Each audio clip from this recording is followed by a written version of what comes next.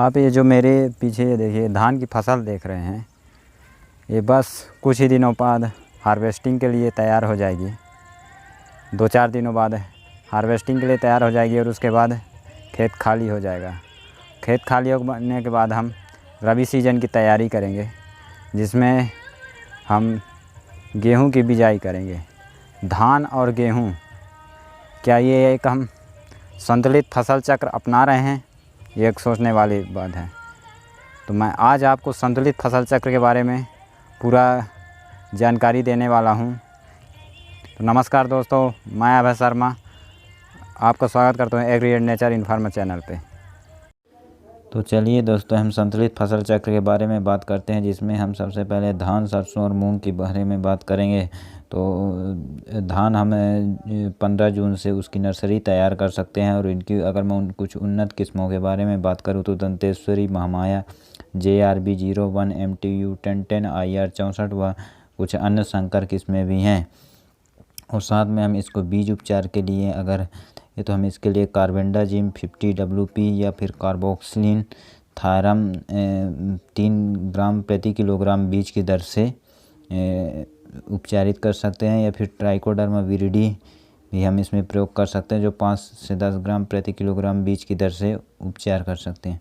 और इसमें किसान मित्रों, अगर बीज दर की बात करें तो ये हमारी बुवाई के तरीके पर निर्भर करती है, क्योंकि हम इसमें कई प्रकार के बुवाई करते हैं, जिसमें से डायरेक्ट सीडिंग का भी होगा। जो सीधी बुवाई करते हैं उसमें आपको 25 किलोग्राम बीज लगेंगे, और उसके अलावा अगर आप रोपाई के लिए करते हैं तो 5 किलोग्राम प्रति एकड़। और अगर आप श्री विधिक माध्यम से कर रहे हैं तो ये आपको 2 से 3 किलोग्राम बीज प्रति एकड़ लगेंगे। और इसके अगर कुछ महत्वपूर्ण सावधानियों के बारे में, तो ध्यान मित्रों, कोशिश ये करें कि हम नर्सरी अगर जब डाल रहे हैं तो उससे 15 से 20 के दिन के अंदर हम उसका रोपाई अवश्य कर दें। और साथ में रोपाई के अगर 20 से 25 दिन हो जाए तो उसके बाद हम रोपाई के 20 से 25 दिन की अवस्था में उसमें हम कोनीवीडर के माध्यम से उसमें खरपतवार नियंत्रण भी कर सकते हैं। जो किसान मित्र अगर इस रासायनिक नियंत्रण के लिए करना चाहते हैं तो उसके लिए पायरोसल्फुरान इथाइल जो 10% होता है, इसको हम 80 ग्राम मात्रा 150 लीटर पानी में घोल बनाकर या फिर बालू में मिलाकर इसका उपयोग कर। अब धान के बाद जैसे ही धान की कटाई हुई उसके बाद रबी सीजन आ जाती है, तो उसमें हम रबी सीजन के लिए अब हम सरसों की कुछ उन्नत किस्मों के बारे में बात करें तो गिरिराज, पूसा, बोल्ड, कांति, और इसके भी हम बुवाई से पहले बीज उपचार कर लें, जो कि कार्बेंडाजिम से भी कर सकते हैं, और साथ में ट्राइकोडर्मा विरिडी के माध्यम से भी। और साथ में इसमें एक विशेष ध्यान दें किसान मित्रों की, आप इसमें पीला विषाणुओं के रोग से बचाव हेतु इमिडाक्लोप्रिड 50 FS 5 मिलीलीटर प्रति किलोग्राम बीज की दर से अवश्य उपचारित कर लें, ताकि आपको आगे ये पीला विषाणु से कोई समस्या ना हो।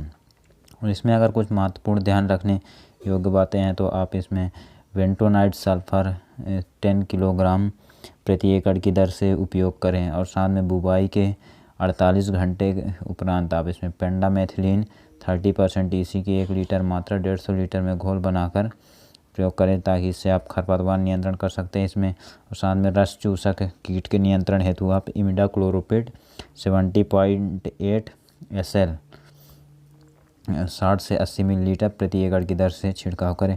और साथ में आप इसमें कतार की बुवाई को प्राथमिकता दें, ताकि आपको उत्पादन इसमें आपको ज़्यादा मिले। रबी सीजन जैसे ही ख़त्म होने के बाद उसके बाद तीसरी फसल हमारी जो जायदकालीन फसलें होती है, तो इसमें हम मूंग का बुवाई कर सकते हैं। और इसके कुछ उन्नत किस्मों के बारे में मैं बात करूं तो PDS 139, हम 12, हम 16 व विराट, ये कुछ उन्नत किस्में हैं। आप इनका भी बीज उपचार कर सकते हैं, जो कि कार्बेंडाजिम और ट्राइकोडर्मा के माध्यम से। तथा आप इसमें भी पीले विषाणु के बचाव हेतु इमिडाक्लोप्रिड 50 FS 5 मिलीलीटर प्रति किलोग्राम बीज की दर से उपयोग कर सकते हैं। और साथ में इसमें बीज दर की अगर मैं बात करूं किसान मित्रों, तो आप इसके लिए 8 किलोग्राम प्रति एकड़ की दर से बीज का प्रयोग कर सकते हैं। मतलब मूंग में अगर कुछ विशेष ध्यान रखने की बात है तो उसमें भी आप कतार से बुवाई को ही प्राथमिकता दें। और साथ में बुवाई के 48 घंटे बाद आप इसमें खरपतवार नियंत्रण हेतु आप इसमें पेंडामेथिलीन 30% EC की 1 लीटर मात्रा 150 लीटर पानी में घोल बनाकर आप छिड़काव कर सकते हैं। साथ में आप इसमें रस चूसक कीट के प्रबंधन हेतु आप पीले चिपचिपे टैप का उपयोग कर सकते हैं। साथ में आप फेरोमोन ट्रैप का भी उपयोग कर सकते हैं।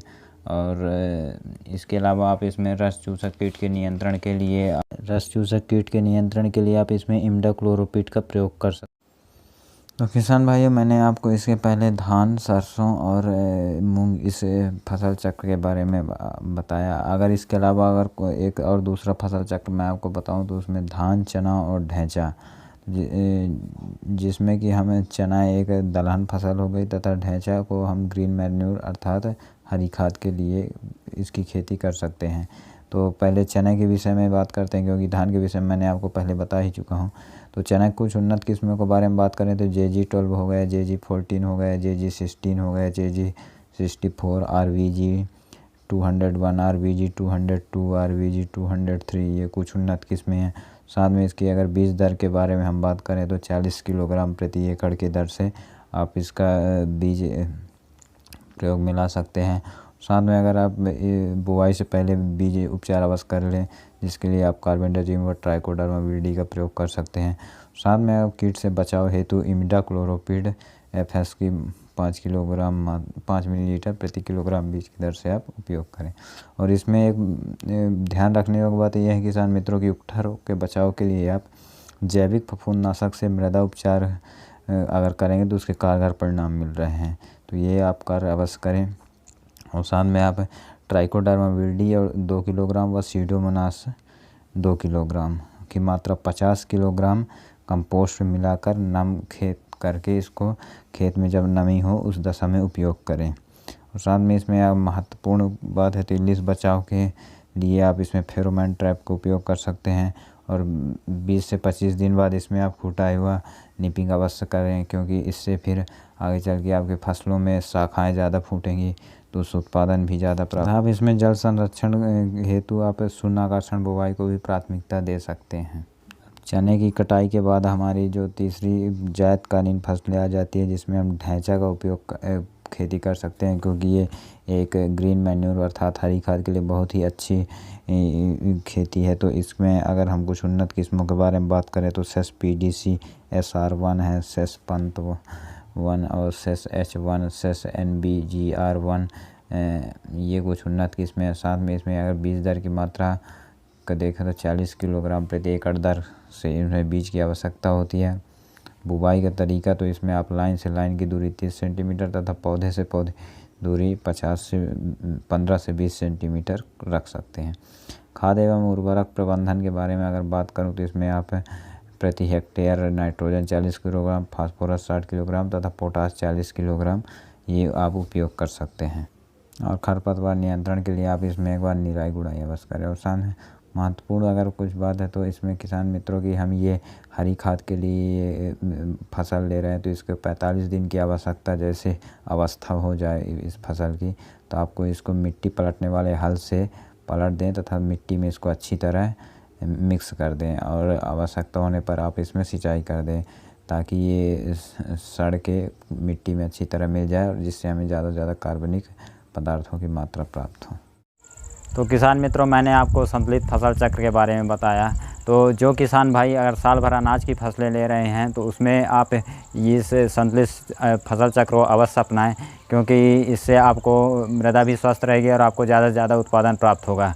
तो ये जानकारी आपको कैसे लगी कमेंट सेक्शन में अवश्य बताएं और हमारे वीडियो को ज़्यादा से ज़्यादा लाइक करें और शेयर करें। और साथ में अगर आप चैनल में नए हैं तो सब्सक्राइब करें। धन्यवाद।